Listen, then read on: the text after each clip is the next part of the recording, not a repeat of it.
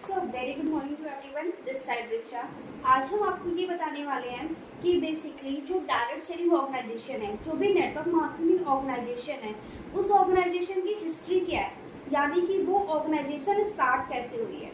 अभी हमारे माइंड में एक मिथ होता है, यानी कि अभी हमें लगता है कि ये कोई 5-10 साल पुरानी कंपनी है या फिर सिर्फ 5-10 साल से ये ऑर्गेनाइजेशन चल रही है, इसलिए इतना ज़्यादा कुछ प्रॉफिट नहीं है, या फिर बहुत रिसेंट आई है ऑर्गेनाइजेशन। नहीं माय डियर फ्रेंड, आज हम ये पहले जानते हैं कि डायरेक्ट सेलिंग ऑर्गेनाइजेशन की या मल्टी लेवल मार्केटिंग या नेटवर्क मार्केटिंग सारे जो नामों से जानते हैं, बेसिकली ये स्टार्ट कब हुई थी, इसकी हिस्ट्री क्या है, राइट। तो बेसिक 1934 के अंदर एक शख्स थे पॉल रेनबर्ग, जो चाइना से यूएस जाते हैं।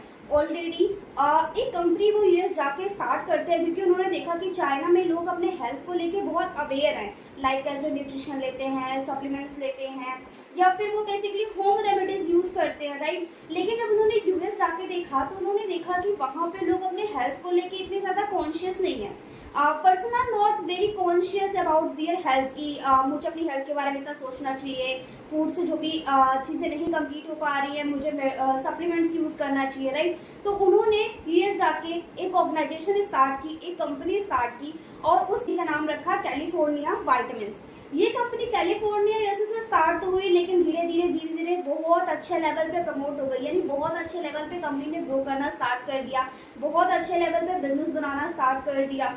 1934 के आफ्टर 5 इयर्स, यानी कि 1939 में 1939 में इन्होंने इस कंपनी का नाम चेंज करके न्यूट्रालाइट कर दिया।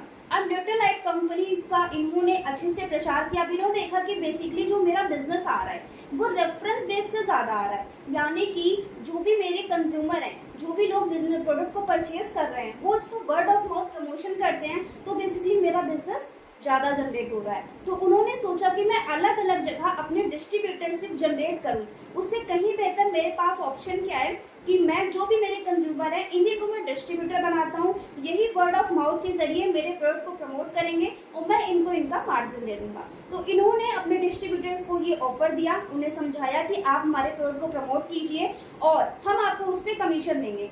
इस तरीके से 2% के कमीशन पे इन्होंने लोगों को डिस्ट्रीब्यूटरशिप दी और लोगों ने इनके प्रोडक्ट को प्रमोट करना स्टार्ट किया। अब इन्होंने ये भी बोला कि आप प्रोडक्ट को प्रमोट करेंगे तब तो आपको प्रॉफिट आएगा ही, तब तो आपको फायदा आएगा ही, लेकिन अगर आपने जिसको प्रोडक्ट को प्रमोट किया है, अगर वो इंसान भी आगे प्रोडक्ट को प्रमोट करता है, तब भी आपको प्रॉफिट आएगा। तो इस तरीके से इन्होंने मल्टी लेवल मार्केटिंग बिजनेस की स्टार्ट की और बिजनेस बहुत तेजी से ग्रो कर रहा था। लोगों ने अच्छे पैसे बनाने स्टार्ट किए, बिजनेस ने ग्रो करना स्टार्ट किया। और 1949 में तो दो लोगों ने इस बिजनेस को, न्यूट्रालाइट ऑर्गेनाइजेशन को ज्वाइन किया और बिजनेस करना स्टार्ट किया। लेकिन जैसे जैसे बिजनेस ग्रो हो रहा था, न्यूट्रालाइट अगेन ट्रेडिशनल मार्केट की ओर जाना स्टार्ट कर दिया था। उसने अगेन ट्रेडिशनल मार्केट के कॉन्सेप्ट पे काम करना स्टार्ट कर दिया था, जिस वजह से उन दो शख्स को ये बिजनेस पसंद नहीं आया। उन्होंने ऑलरेडी अपनी खुद की एक नई कंपनी स्टार्ट कर ली एंड बेसिकली वहां पे उन्होंने बहुत ग्रो तरीके से बिजनेस को करना स्टार्ट किया, मल्टी लेवल मार्केटिंग के कॉन्सेप्ट को लगाया और बिजनेस उनका तेजी से ग्रो करने लगा। और एक ऐसा टाइम आया कि उन्होंने इस न्यूट्रालाइट ऑर्गेनाइजेशन को भी खरीद लिया अपनी ऑर्गेनाइजेशन में। अब प्रॉब्लम यहाँ से स्टार्ट हुई 1990 में। 1990 के बाद ये जो ऑर्गेनाइजेशन थी, जो कंपनी थी, वो इंडिया आई। उन्होंने इंडिया में अपने बिजनेस को प्रमोट करना स्टार्ट किया। सबसे बड़ी प्रॉब्लम वहाँ पे ये थी कि जो भी इनके प्रोडक्ट थे वो इंडियन कस्टमर के लिए यूजेबल नहीं थे, लाइक एज कार वॉश। अब एक जो भी इनकी ऑर्गेनाइजेशन थी, जो इनके प्रोडक्ट थे वो थे car wash, let's suppose car wash. अब वो कार वॉश आपको भी पता है कि इंडिया के जो कस्टमर है उनके लिए इतने यूजेबल नहीं है। तो उस टाइम पे 1990 में, 1990 में आपको भी पता है कि क्या हर इंडियंस के पास कार होती थी? बिल्कुल नहीं, हर इंडियंस के पास कार नहीं होती थी। लेकिन क्या वो जो कार वॉश प्रोडक्ट है, क्या वो परचेज करके अपने घर में फिर कहाँ यूज करेंगे? तो प्रॉब्लम वहां पे उन्हें स्टार्ट हुई कि ये कंपनी तो आई इंडिया, इन्होंने प्रोडक्ट को प्रमोट करना स्टार्ट किया, लेकिन प्रॉब्लम ये स्टार्ट हुई कि लोगों ने इस स्कीम को देखते हुए जो भी प्रोडक्ट है उनको पीछे रख के अपने प्लान और अपनी स्कीम को आगे रख के बिजनेस को प्रमोट करना स्टार्ट किया। यानी कि उन्होंने प्रोडक्ट पे फोकस बिल्कुल बंद कर दिया और उन्होंने इस स्कीम को एक ऐसी स्कीम में कन्वर्ट कर दिया कि आप लोगों को जोड़ो पैसे कमाओ, यानी कि आप लोगों को जोड़ो पैसे लगाओ और पैसे कमाओ।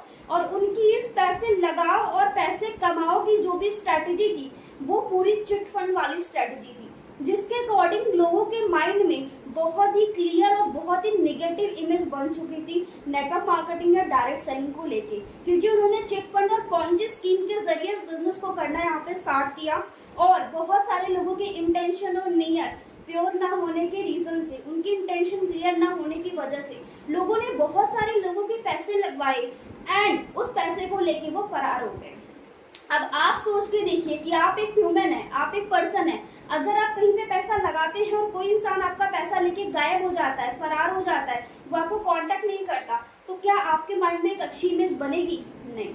उस पर्सन के साथ साथ आपके माइंड में उस ऑर्गेनाइजेशन के लिए भी एक बहुत ही खराब इमेज बन जाएगी। तो सेम ये स्कीम चलनी स्टार्ट हुई, लोगों ने अपने प्रोडक्ट को पीछे रखा, अपने प्लान को आगे रखा, क्योंकि उनके जो प्रोडक्ट थे वो इंडियन कस्टमर के लिए बिल्कुल भी वैलिड नहीं थे, वो बिल्कुल भी इसको यूज नहीं कर सकते थे। इस तरीके से लोगों के माइंड में जब स्टार्टिंग में इंडिया में डायरेक्ट सेलिंग ऑर्गेनाइजेशन आई तो लोगों के माइंड में पहले ही ये नेगेटिव मिथ बननी स्टार्ट हो गई और लोग उसको बहुत नेगेटिव तरीके से लेने लगे कि ये एक ऐसी स्कीम है जहाँ पे लोगों को जोड़ने में पैसा आता है, जहाँ पे आप पैसा लगाते हो फिर पैसा आता है, राइट। इस तरीके से लोगों के माइंड में बहुत ही नेगेटिव इमेज बननी स्टार्ट हुई।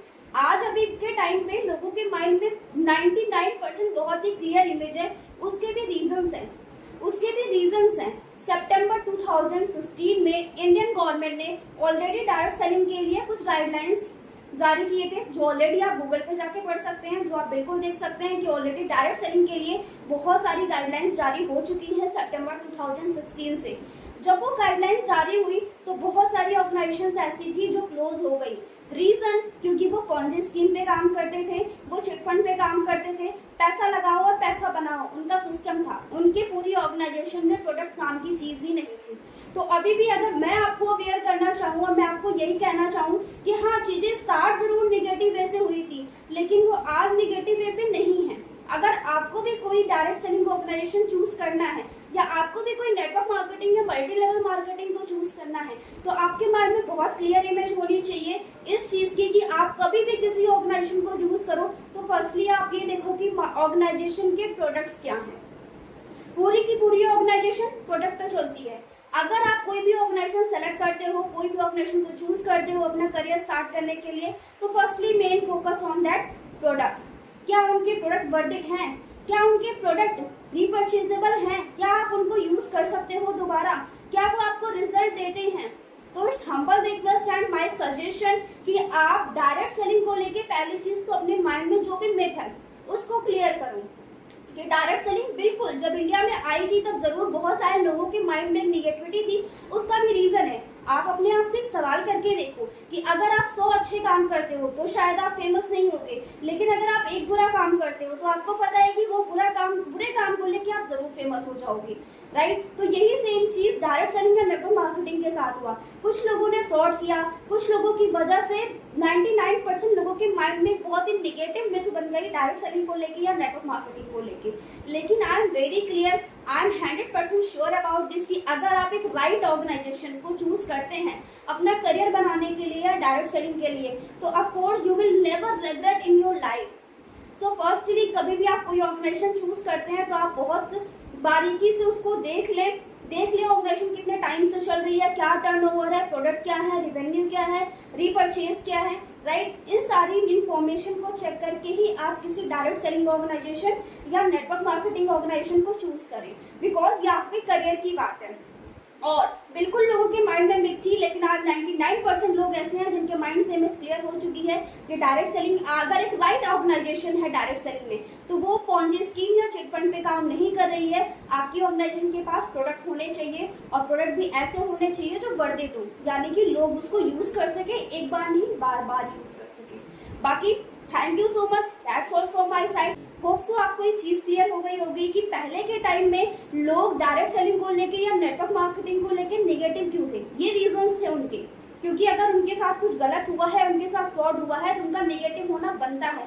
लेकिन अगर आपके साथ नहीं हुआ है या फिर आपका अभी की जनरेशन में इस चीज को लेके सोचना और बहुत बारीकी तरीके से इस पे डिस्कस करना, एक्सप्लोर करना बहुत इंपॉर्टेंट है, क्योंकि ये आपके करियर की बात है, राइट। तो पहले के टाइम पे लोग निगेटिव थे, नो वरी, उनके पास वैलिड रीजन थे। आज के टाइम पे आप किसी भी direct selling organisation, network marketing organisation को पहले ही ना बोलने से बेहतर है कि एक बार उनके प्लान को, उनके प्रोडक्ट को समझिए, राइट। मैं नहीं कहती कि आप उन पर तुरंत ट्रस्ट कीजिए, लेकिन एटलीस्ट आप पहले देखिए कि अगर कोई अपॉर्चुनिटी आपके पास आई है तो एग्जैक्टली आपके लिए वो कितनी वैलिड है, कितनी जेन्युइन अपॉर्चुनिटी है, क्या उनके पास प्रोडक्ट है या नहीं, हाई अमाउंट तो चार्ज नहीं कर रहे हैं ज्वाइनिंग का, राइट। तो इन कुछ पैरामीटर्स हैं जिनको चेक कर एक राइट डायरेक्ट सेलिंग ऑर्गेनाइजेशन को चूज कर सकते हैं और अपने करियर को स्टार्ट कर सकते हैं। आज के लिए इतना ही, हम मिलते हैं बहुत जल्द नेक्स्ट वीडियो में, जिसमें हम आपसे बिल्कुल डिस्कस करेंगे कि एग्जैक्टली डायरेक्ट सेलिंग में बेसिकली डायरेक्ट सेलिंग को स्टार्ट करने के या एक मल्टी लेवल मार्केटिंग को, नेटवर्क मार्केटिंग को स्टार्ट करने के आपकी लाइफ में क्या क्या बेनिफिट हैं और आप किस तरीके से अपना करियर बना सकते हो एक डायरेक्ट सेलिंग ऑर्गेनाइजेशन में। Thank you so much.